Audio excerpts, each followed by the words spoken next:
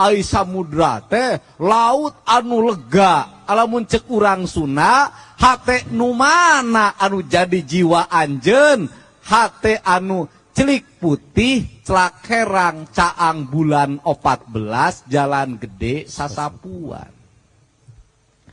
Ari urang puasa teh naon ieu teh? Ngalatih hate. Supaya naon? Bersih hate. Anu bersih hate nu kumaha? Tiis ceuli herang mata. Tiis ceulina tong loba dedengean. Supaya tong loba dedengean, kumaha tong sagala didengekeun.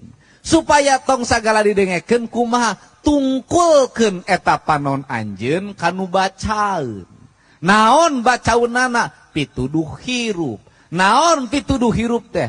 Quran pingaraneunana. Bentukna kumaha? Tulisan. Asalna naon? Wahyu. Jangan naon? Jangan pituduh hirup.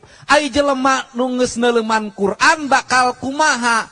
Hatena bakal dibimbing ku cahaya Quran. Ari cahaya Quran teh naon? Pituduh hirup. Disebutna tetekon. Ari tetekon teh naon? Nungtun kanu hade nyarek kanu goreng. Hatena geus bisa ngabedakeun mana hade, mana goreng, mana beurang, mana peuting, mana bener, mana salah. Ditungtun hirupna ka mana? Ditungtun hirupna katungtung hirup. Ari tungtung hirup naon? Asal tidinya balik deui kadinya.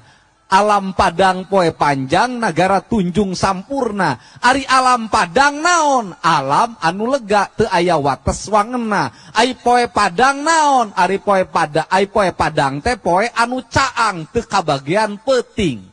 Nagara tunjung sampurna naon? Nagara nu sampurna, subur makmur, gemah ripah, repeh rapi, reaketan buncir leuit, loba duit, sagala nyampak, sagala karampak, sagala karasa, iraha eta teh. Aya dua, alam ayeuna jeung alam jaga.